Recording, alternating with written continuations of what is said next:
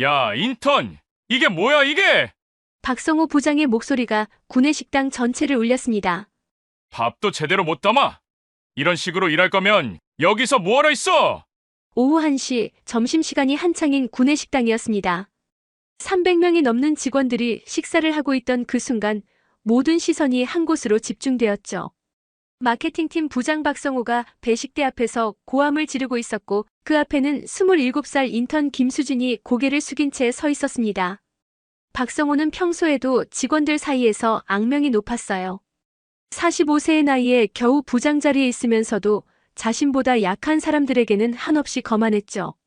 특히 인턴이나 신입사원들에게는 더욱 가혹했습니다. 오늘도 예외는 아니었어요. 이런 식으로 밥을 담으면 어떡해! 국물이 다 흘러가지고! 박성호가 식판을 들어올리며 소리쳤습니다. 실제로는 아주 사소한 실수였어요. 국이 조금 넘쳤을 뿐이었는데 마치 천지가 뒤바뀐 것처럼 호들갑을 떨고 있었습니다. 김수진은 아무 말도 하지 않았어요. 그저 고개를 숙인 채 죄송합니다라고 작은 목소리로 사과했죠. 하지만 박성호는 그것만으로는 성에 차지 않았습니다. 죄송하다고? 죄송하다고 해서 해결돼! 너 때문에 내 옷에 국물이 튀었어! 박성호가 자신의 와이셔츠를 가리키며 목소리를 더욱 높였습니다. 사실 옷에는 아무것도 묻지 않았어요. 하지만 그는 계속해서 김수진을 몰아붙였죠. 주변 직원들은 모두 이 상황을 지켜보고 있었지만 아무도 나서지 않았습니다. 박성호의 권력 때문이었어요. 그는 마케팅팀에서 상당한 영향력을 가지고 있었고 임원들과도 가까운 사이였거든요. 누구도 그에게 대들고 싶어 하지 않았습니다. 앞으로 좀 더 조심해. 이런 식으로 일하면 인턴 기간 끝나고도 정규직 되기 어려울 거야! 박성호가 마지막으로 한마디 더 던졌습니다. 이 말에 김수진의 어깨가 살짝 떨렸어요. 김수진은 여전히 고개를 숙인 채 다시 한번 사과했습니다. 정말 죄송합니다. 앞으로 더욱 주의하겠습니다. 그녀의 목소리는 떨리고 있었어요. 박성호는 만족스러운 표정을 지으며 자리를 떠났습니다.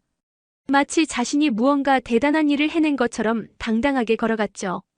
남겨진 김수진은 한동안 그 자리에 서 있었습니다. 주변 직원들의 시선이 따가웠어요. 어떤 이들은 동정의 눈빛을 보냈지만 대부분은 그냥 자신의 일로 돌아갔습니다. 이런 일이 이 회사에서는 일상이었거든요. 하지만 아무도 몰랐습니다. 지금 굴욕을 당하고 있는 이 27살 인턴이 바로 이 회사 오너 회장의 외동딸이라는 사실을 말이에요. 그리고 이 모든 상황이 비밀리에 회장에게 보고되고 있다는 것도 아무도 상상하지 못했죠. 과연 이 거만한 부장은 자신이 누구에게 그런 짓을 했는지 알게 될까요? 그리고 김수진은 왜 자신의 정체를 숨기고 이런 굴욕을 참고 있는 걸까요? 지금 이 순간 구독과 좋아요 버튼을 눌러주시면 앞으로 펼쳐질 통쾌한 복수극을 놓치지 않으실 수 있습니다. 그날 이후 박성호의 김수진에 대한 괴롭힘은 더욱 심해졌습니다. 마치 자신의 권력을 과시할 새로운 타겟을 찾은 것처럼 말이죠. 다음 날 오전 마케팅팀 사무실에서 박성호가 또다시 김수진을 불렀어요. 김 인턴, 이리 와봐. 그의 목소리에는 여전히 거만함이 가득했습니다. 김수진이 다가가자 박성호는 책상 위에 서류 더미를 가리켰어요. 이거 다 복사해. 그리고 각 부서별로 정리해서 오늘 오후까지 배포하고 무려 500장이 넘는 분량이었습니다. 보통이라면 이틀은 걸릴 일이었죠. 부장님 이 분량이면 시간이. 김수진이 조심스럽게 말하려 했지만 박성호는 차갑게 끊어버렸습니다. 뭐, 할 수 없다는 거야? 그럼 인턴이 여기서 뭐하러 있어? 박성호의 목소리가 높아지자 주변 동료들이 슬금슬금 고개를 돌렸어요. 하지만 아무도 개입하지 않았습니다. 김수진은 결국 알겠습니다라고 대답할 수밖에 없었어요. 박성호는 만족스러운 미소를 지으며 추가로 말했습니다.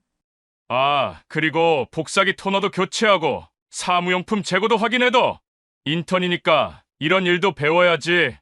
이것은 명백한 권력 남용이었어요. 인턴의 업무 범위를 훨씬 벗어난 일들이었고 무엇보다 한 사람이 하루 만에 끝낼 수 없는 양이었습니다. 하지만 박성호는 전혀 개의치 않았죠. 점심시간이 되어서도 김수진은 복사기 앞에서 일하고 있었어요. 동료들이 모두 식당으로 향하는 동안 그녀만 홀로 남아 있었습니다. 배가 고팠지만 일을 끝내야 한다는 압박감 때문에 식사를 거를 수밖에 없었어요. 이때 같은 팀의 이선미 대리가 다가왔습니다. 수진 씨, 점심 안 드세요? 그녀는 김수진의 상황을 안타깝게 바라봤어요. 아, 네. 일이 좀 많아서요. 김수진이 억지 웃음을 지으며 대답했습니다. 이선미는 잠시 망설이다가 작은 목소리로 말했어요. 박 부장님이 또 그러시는군요. 사실 모든 사람이 다 알고 있어요. 그분이 어떤 분인지. 그녀의 목소리에는 안타까움과 동시에 두려움이 섞여 있었습니다. 괜찮아요. 인턴이니까 이런 일도 배워야죠. 김수진이 애써 밝게 웃으며 대답했지만 이선미는 그 미소 뒤에 숨겨진 아픔을 읽을 수 있었어요. 오후 3시 박성호가 다시 나타났습니다. 복사 다 끝났어?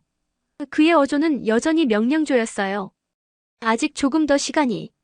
김수진이 말하려 했지만 박성호는 혀를 차며 말을 끊었습니다. 아직도? 이런 간단한 일도 제때 못 끝내. 정말 답답하네. 박성호가 고개를 저으며 주변을 둘러봤어요. 마치 다른 사람들에게 김수진의 무능함을 보여주려는 듯 했습니다. 실제로 주변 동료들은 이 상황을 지켜보면서도 아무 말 하지 못했어요. 박성호의 권력이 그만큼 세다는 것을 모두가 알고 있었거든요. 그는 임원들과 가까운 사이였고 마케팅팀에서도 상당한 발언권을 가지고 있었습니다. 오늘 퇴근 전까지는 꼭 끝내. 알았지? 박성호가 마지막 통보를 하고 자리를 떠났어요. 김수진은 그 자리에 서서 한참을 멍하니 있었습니다. 주변 동료들의 동정 어린 시선들이 느껴졌지만 그것마저 그녀에게는 부담이었어요. 자신 때문에 다른 사람들까지 불편해하는 것 같았거든요. 저녁 8시가 넘어서야 김수진은 모든 일을 마칠 수 있었습니다. 회사에는 이미 몇 명 남지 않은 상태였어요. 박성호는 진작에 퇴근한 뒤였죠. 김수진이 마지막 서류를 정리하면서 잠시 생각에 잠겼어요. 사실 그녀에게는 이 모든 것을 한 번에 끝낼 수 있는 방법이 있었습니다. 단 한 통의 전화만 하면 박성호 따위는 당장 이 회사에서 쫓겨날 수도 있었어요. 하지만 김수진은 그러지 않았습니다. 그녀에게는 더 큰 목적이 있었거든요. 이 회사의 진짜 모습을 알고 싶었고 직원들이 어떤 환경에서 일하고 있는지 직접 경험하고 싶었어요. 그날 밤 집으로 돌아가는 지하철 안에서 김수진은 창밖을 바라보며 다짐했습니다. 조금만 더 참아보자고. 그리고 언젠가는 이 모든 것이 의미 있는 변화로 이어질 거라고 믿으며. 하지만 김수진이 모르는 사실이 하나 있었어요. 이미 그녀의 아버지에게는 오늘 있었던 모든 일들이 보고되고 있다는 것을 말이죠. 같은 시각 서울 강남구에 위치한 대한종합건설 본사. 최고층 회장실에서는 전혀 다른 분위기가 흐르고 있었습니다. 김용훈 회장은 창가에 서서 도시의 야경을 바라보고 있었어요. 61살의 나이에도 여전히 카리스마 넘치는 그의 모습은 대한민국 재계를 대표하는 인물다운 풍모를 자랑했습니다. 하지만 지금 그의 표정은 평소와 달리 굳어져 있었죠. 회장님, 보고드릴 일이 있습니다. 문이 열리며 보안팀장 최철민이 들어왔어요. 그의 손에는 두꺼운 파일이 들려 있었습니다. 김용훈이 천천히 돌아서며 물었습니다. 수진이 일인가? 네, 그렇습니다. 최철민의 목소리에는 약간의 긴장감이 서려 있었어요. 그는 지난 한 달간 김수진의 회사 생활을 은밀히 관찰해왔거든요. 사실 김수진이 대한종합건설에서 인턴으로 일하는 것은 김용훈 회장의 허락하에 이루어진 일이었어요. 하지만 그 누구도 그녀의 진짜 정체를 모르도록 철저히 비밀에 붙여져 있었습니다. 심지어 인사팀장도 그녀가 회장의 딸이라는 사실을 모르고 있었죠. 오늘 있었던 일부터 보고하세요. 김용훈이 집무용 의자에 앉으며 말했습니다. 최철민이 파일을 펼치며 시작했어요.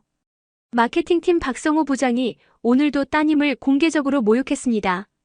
구내식당에서 사소한 실수를 트집 잡아 300여 명의 직원들 앞에서 망신을 주었고 이후에도 과도한 업무를 지시하며 괴롭혔습니다.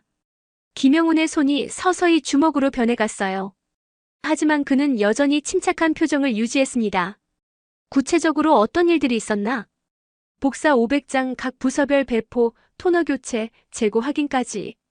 한 사람이 하루에 할 수 없는 양의 업무를 지시했습니다.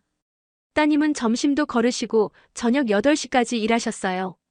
최철민의 보고가 계속될수록 김용훈의 얼굴은 점점 어두워졌습니다. 그는 평생을 기업 경영에 몸담아왔지만 자신의 딸이 이런 대우를 받고 있다는 사실은 참을 수 없었어요. 박성호의 인사 기록을 가져왔나? 김영훈이 낮은 목소리로 물었습니다. 네, 여기 있습니다. 최철민이 또 다른 파일을 펼쳤어요. 45세, 입사 12년 차, 현재 마케팅팀 부장. 하지만 승진은 예정보다 늦어진 상태입니다. 김영훈이 서류를 넘기며 읽어나갔어요. 박성호의 인사평가에는 업무 능력은 보통, 대인관계에서 문제 있음이라고 적혀 있었습니다. 특히 부하 직원들과의 관계에서 여러 차례 문제가 제기되었다는 기록도 있었죠. 이런 인간이 어떻게 부장까지 올라왔지? 김영훈의 목소리에 분노가 서리기 시작했어요. 파벌 정치를 잘 활용했다고 보입니다. 상급자들에게는 아부를 잘하고 약한 사람들에게만 강하게 나오는 전형적인 유형이죠. 김영훈은 잠시 침묵했습니다.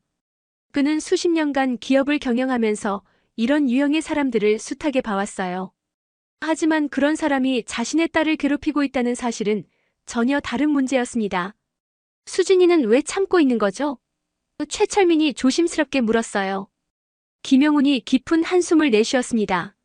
저 아이는 어려서부터 독립적이었어요. 자신의 힘으로 모든 것을 해결하려고 하죠. 아마 이것도 자신만의 방식으로 견뎌내려고 하는 것 같군요. 하지만 아버지로서는 더 이상 참을 수가 없었어요. 김영훈은 일어서서 다시 창가로 향했습니다. 도시의 불빛들이 그의 단단해진 얼굴을 비춰주고 있었죠. 회장님, 어떻게 하시겠습니까? 최철민이 물었습니다. 김영훈이 천천히 돌아서며 대답했어요. 수진이가 원하는 방식대로 놔두세요. 하지만 그의 눈빛이 차가워졌습니다. 박성호와 그런 문화를 방조하고 있는 이 회사의 문제점들은 따로 정리하겠습니다. 알겠습니다. 그리고 앞으로 수진이에 대한 모든 상황을 실시간으로 보고하세요. 특히 박성호의 행동은 하나하나 다 기록해두고요. 최철민이 고개를 끄덕였어요. 그는 김영훈 회장을 오래 모셔온 터라 지금 회장의 표정이 무엇을 의미하는지 잘 알고 있었습니다. 폭풍전야의 고요함이었죠.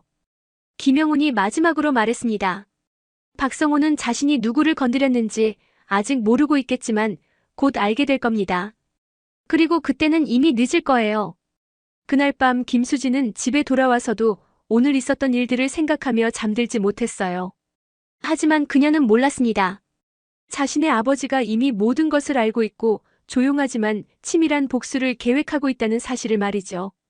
다음 날 아침 김영훈 회장은 평소보다 일찍 출근했습니다. 새벽 6시에 이미 회장실에 도착해 있었죠. 그의 책상 위에는 박성호에 관한 모든 자료들이 정리되어 있었어요. 김영훈은 한 장 한 장 꼼꼼히 검토했습니다. 박성호의 입사 당시부터 현재까지의 모든 기록, 인사평가, 동료들의 평판, 심지어 개인적인 뒷조사까지 모든 것이 담겨 있었어요. 하지만 이것만으로는 부족했습니다. 최 팀장을 불러주세요. 김영훈이 비서에게 지시했어요. 잠시 후 최철민이 들어왔습니다. 회장님 부르셨습니까? 박성호의 과거를 더 자세히 조사해보세요. 특히 그가 지금까지 괴롭혔던 직원들의 증언을 모아주고요. 김영훈의 목소리는 차분했지만 단호했어요. 알겠습니다. 그런데 회장님. 최철민이 망설이며 말했습니다. 혹시 따님께서 이 사실을 아시게 되면 어쩌시겠습니까? 김영훈이 잠시 생각에 잠겼어요. 딸의 성격을 생각하면 자신이 개입한다는 사실을 알게 되면 분명 좋아하지 않을 거였습니다. 하지만 아버지로서 더 이상 지켜볼 수만은 없었어요. 수진이에게는 알리지 마세요. 이 일은 철저히 비밀로 진행하겠습니다. 대신 박성호 본인은 자신이 왜 이런 일을 당하는지 정확히 알게 해주고 싶어요. 최철민이 고개를 끄덕였습니다. 그는 김영훈 회장의 성격을 잘 알고 있었어요. 한번 결심하면 끝까지 해내는 사람이었고 특히 가족을 건드린 상대에게는 절대 관대하지 않았습니다. 오전 10시 김영훈은 인사 담당 상무 이정수를 불렀어요.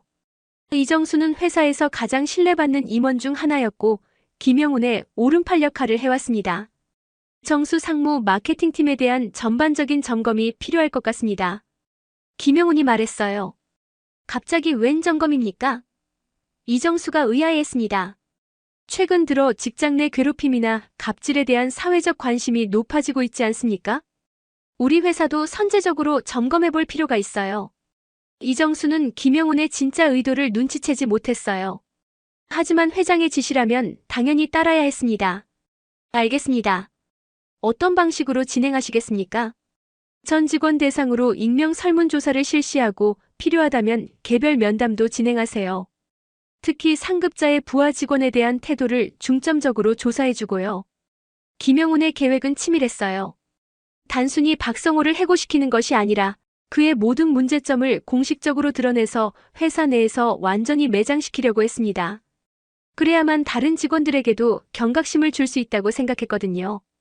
점심시간 김영훈은 구내식당에 직접 내려갔습니다. 평소에는 임원 전용 식당을 이용했지만 오늘은 일반 직원들과 같은 공간에서 식사를 했어요. 물론 그의 진짜 목적은 따로 있었습니다. 식당 한편에서 김수진이 혼자 조용히 식사하는 모습이 보였어요. 다른 동료들과 어울리지 못하고 혼자 있는 딸의 모습을 보니 가슴이 아팠습니다. 하지만 김영훈은 아무렇지 않은 척 자신의 식사를 마쳤어요. 오후에는 법무팀장 박찬호를 불렀습니다. 찬호 팀장, 직장 내 괴롭힘에 대한 법적 대응 방안을 준비해주세요. 네, 회장님. 혹시 특별한 사안이 있으신가요? 예방 차원입니다. 요즘 이런 문제로 기업 이미지가 타격받는 경우가 많잖아요. 우리는 선제적으로 대응하겠습니다. 박찬호도 별다른 의심 없이 지시를 받아들였어요. 하지만 김영훈의 머릿속에는 이미 모든 시나리오가 그려져 있었습니다. 저녁 무렵 최철민이 다시 회장실을 찾았어요. 회장님, 박성호에 대한 추가 조사 결과를 가져왔습니다. 어떤 내용인가요? 생각보다 문제가 심각합니다. 지난 2년간 그 밑에서 일했던 인턴과 신입사원 5명 중 3명이 중도 퇴사했어요. 모두 박성호의 괴롭힘 때문이었다는 증언이 나오고 있습니다. 김영훈의 표정이 더욱 어두워졌어요. 증거는 있나요? 녹음 파일과 문자 메시지들이 있습니다. 당시 피해를 받았던 직원들이 보관하고 있었어요. 이것으로 충분했습니다. 김영훈은 마침내 미소를 지었어요. 하지만 그 미소는 차가웠습니다. 좋습니다. 이제 본격적으로 시작하죠. 그날 밤 김영훈은 서재에서 한 잔의 와인을 마시며 창밖을 바라봤어요. 내일부터는 박성호의 세상이 조금씩 무너지기 시작할 거였습니다. 그리고 그는 자신이 왜 이런 일을 당하는지 정확히 알게 될 것이었어요. 아버지로서의 분노와 기업인으로서의 냉철함이 만나 완벽한 복수 계획이 완성되었습니다. 이제 실행에 옮길 시간이었어요. 월요일 아침 박성호는 평소와 다름없이 출근했습니다. 하지만 오늘은 뭔가 분위기가 이상했어요. 동료들의 시선이 평소와 달랐고 복도에서 만나는 사람들이 어색하게 인사를 건넸습니다. 박 부장님, 인사팀에서 면담 요청이 들어왔습니다. 비서가 조심스럽게 말했어요. 인사팀에서? 무슨 일로? 박성호가 의아해하며 물었습니다. 직장 내 문화 개선을 위한 전사적 면담이라고 하더라고요. 모든 관리 자급이 대상이라고 합니다.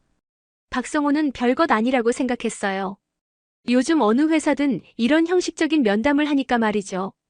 하지만 그는 몰랐습니다. 이것이 자신을 향한 정교한 덫의 시작이라는 사실을 말이에요. 오전 11시 박성호는 인사팀 면담실에 들어갔습니다. 이정수 상무와 인사팀 부장 김미영이 그를 기다리고 있었어요. 박 부장, 수고 많습니다. 앉으세요. 이정수가 정중하게 인사했습니다. 안녕하십니까, 상무님. 박성호가 의자에 앉으며 여전히 편안한 표정을 지었어요. 오늘은 팀 관리에 대해서 몇 가지 여쭤보려고 합니다.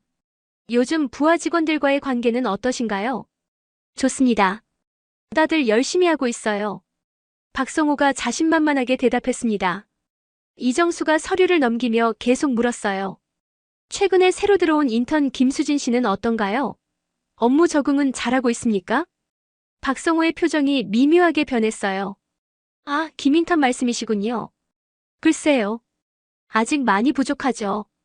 기본적인 업무도 제대로 못하고 실수도 많고요. 구체적으로 어떤 실수들이 있었나요? 구내식당에서 국을 흘린다든지 복사 업무도 제대로 못하고 뭐 그런 것들이죠. 박성호가 대수롭지 않게 말했습니다. 이정수와 김미영이 서로 눈빛을 교환했어요. 그들은 이미 김수진에 대한 다른 직원들의 증언을 듣고 있었거든요. 김수진은 실제로는 매우 성실하고 능력 있는 인턴이라는 평가가 대부분이었습니다. 박 부장님 혹시 부하 직원들을 지도할 때 어떤 방식을 사용하시나요? 김미영이 조심스럽게 물었어요. 당연히 엄하게 하죠. 요즘 젊은 사람들은 달달하게 해주면 버릇 없어져요. 확실하게 가르쳐야 제대로 배우죠. 박성호의 대답은 점점 자신의 목을 조여오고 있었어요. 하지만 그는 여전히 자신이 옳다고 생각하고 있었습니다. 면담이 끝난 후 박성호는 자리로 돌아왔어요. 하지만 이상하게 주변 동료들의 시선이 더욱 어색해졌습니다. 점심시간이 되자 평소 함께 식사하던 동료들도 피하는 것 같았어요. 이상하네. 왜 다들 그러지? 박성호가 혼잣말을 중얼거렸습니다. 오후에는 더 충격적인 일이 기다리고 있었어요. 마케팅팀의 익명 설문조사 공지가 내려온 것입니다. 상급자의 리더십과 팀 문화에 대한 설문이었죠. 박성호는 처음에는 별것 아니라고 생각했어요. 하지만 설문 문항들을 보니 심상치 않았습니다. 상급자로부터 인격적 모독을 당한 경험이 있는가, 과도한 업무 지시를 받은 적이 있는가, 공개적으로 망신을 당한 경험이 있는가 등등. 이 모든 질문들이 마치 자신을 겨냥한 것 같았어요. 박성호의 이마에 식은땀이 맺히기 시작했습니다. 저녁 무렵 예상치 못한 전화가 걸려왔어요. 이전에 자신 밑에서 일했던 신입사원 정민수였습니다. 부장님 안녕하세요. 정민수입니다. 아, 민수야. 오랜만이네. 어쩐 일로 연락했어? 사실 인사팀에서 연락이 왔어요. 예전 근무 환경에 대해서 이야기를 듣고 싶다고 하더라고요. 박성호의 심장이 급하게 뛰기 시작했어요. 뭘 물어보던? 별것 아니에요. 그냥 팀 분위기가 어땠는지, 업무 지시는 적절했는지. 그런 거요. 정민수의 목소리에는 미묘한 감정이 섞여 있었어요. 사실 그는 박성호 때문에 회사를 그만둘 뻔했던 사람이었거든요. 전화를 끊은 후 박성호는 사무실에 혼자 앉아 있었습니다. 뭔가 거대한 파도가 자신에게 몰려오고 있다는 느낌이 들었어요. 하지만 아직도 그는 이것이 단순한 회사 차원의 점검이라고 생각하고 있었습니다. 그날 밤 박성호는 잠들지 못했어요. 계속해서 불안한 생각들이 머릿속을 맴돌았습니다. 혹시 자신의 그동안 행동들이 문제가 되는 건 아닐까? 하지만 곧 그런 생각을 떨쳐냈어요. 에이, 설마. 내가 뭘 잘못했다고. 박성호가 중얼거렸습니다. 하지만 그는 몰랐어요. 이미 그를 둘러싼 포위망이 서서히 좁혀지고 있다는 사실을 말이죠. 그리고 이 모든 것을 지휘하고 있는 사람이 바로 김용훈 회장이라는 것도. 화요일 아침 박성호는 출근하자마자 이상한 분위기를 느꼈습니다. 평소 자신에게 아부하던 후배들마저 시선을 피하고 있었어요. 심지어 복도에서 마주친 임원들도 예전처럼 친근하게 인사하지 않았습니다. 이상하다. 뭔가 잘못됐어. 박성호가 중얼거리며 자리에 앉았어요. 오전 9시 인사팀에서 또다시 연락이 왔습니다. 이번에는 개별 면담이 아닌 집단 면담이라고 했어요. 마케팅팀 전 직원이 참석해야 한다는 공지였습니다. 면담실에 들어서자 박성호는 놀랐어요. 이정수 상무뿐만 아니라 법무팀장 박찬호, 그리고 외부 노무사까지 참석해 있었거든요. 이건 단순한 설문조사 수준이 아니었습니다. 박 부장님 앉으세요. 이정수 상무의 목소리가 평소보다 차갑게 느껴졌어요. 마케팅팀 직원들이 하나둘 들어왔습니다. 김수진도 그 중에 있었어요. 박성호는 김수진을 보며 씩 웃었지만 그녀는 시선을 피했습니다.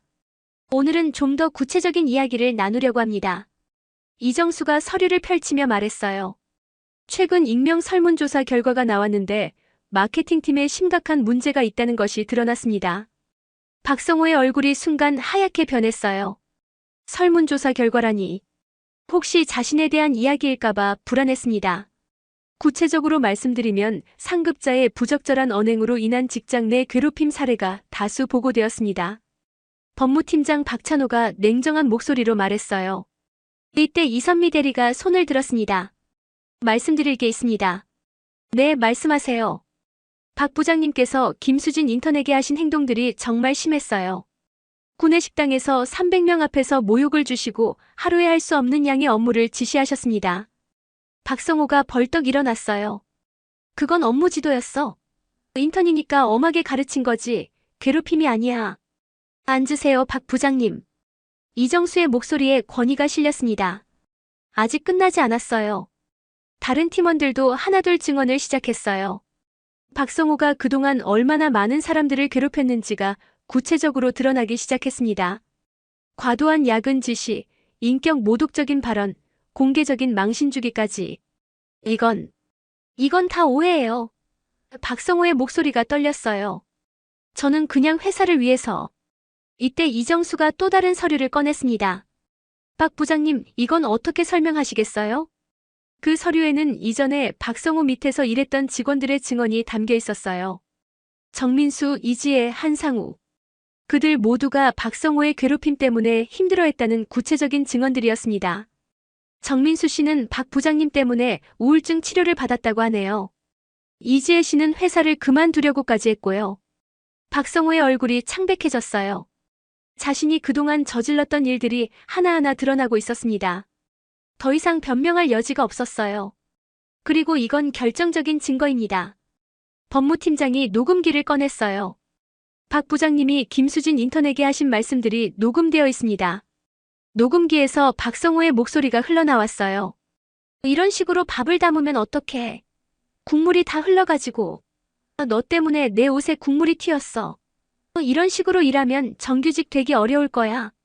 박성호는 완전히 무너졌어요. 자신의 목소리가 녹음기에서 나오는 것을 들으니 변명할 방법이 없었습니다. 누가 녹음을 했어요?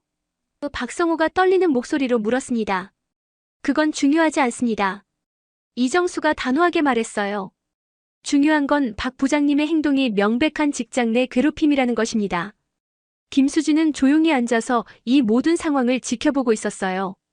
사실 그녀도 누가 자신을 이렇게 도와주고 있는지 궁금했습니다. 하지만 지금은 진실이 밝혀지는 것이 더 중요했어요. 박 부장님 회사에서는 이 사안을 매우 심각하게 보고 있습니다. 이정수가 마지막 통보를 했어요. 징계위원회가 열릴 예정이고 그 결과에 따라 추가 조치가 있을 것입니다. 박성호는 완전히 절망에 빠졌어요.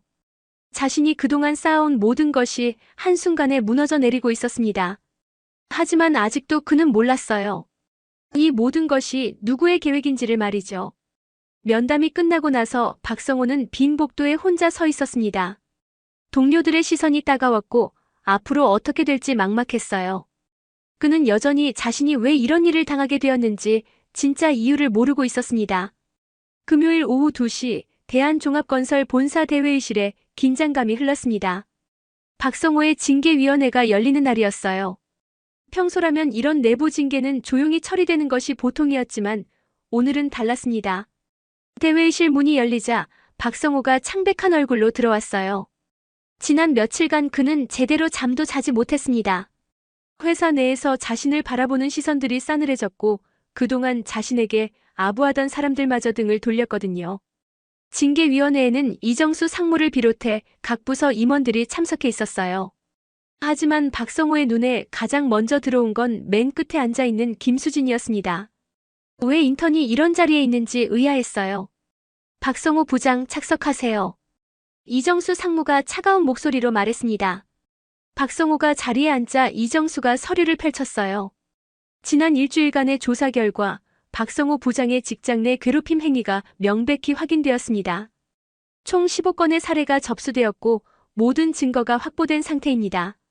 상무님, 저는 박성호가 말하려 했지만 이정수가 손을 들어 막았어요. 아직 끝나지 않았습니다. 더 심각한 문제가 있어요. 이정수의 표정이 더욱 굳어졌습니다. 박 부장, 당신은 지금까지 누구를 괴롭혔는지 정확히 알고 있나요? 그게 무슨 말씀이신지. 박성호가 당황하며 말을 더듬었어요. 이때 대회의실 문이 다시 열렸습니다. 모든 사람들의 시선이 그곳으로 향했어요. 들어온 사람은 바로 김영훈 회장이었습니다. 박성호는 회장이 직접 나타난 것에 놀랐지만 동시에 안도감도 느꼈어요. 혹시 회장이 자신을 구해줄지도 모른다고 생각했거든요. 회장님, 안녕하십니까? 박성호가 벌떡 일어나며 큰 소리로 인사했습니다. 김영훈은 박성호를 차갑게 바라봤어요. 그의 눈빛에는 분노가 서려 있었습니다. 앉아 있어요, 박 부장. 김영훈이 상석에 앉자 회의실 분위기가 완전히 바뀌었어요.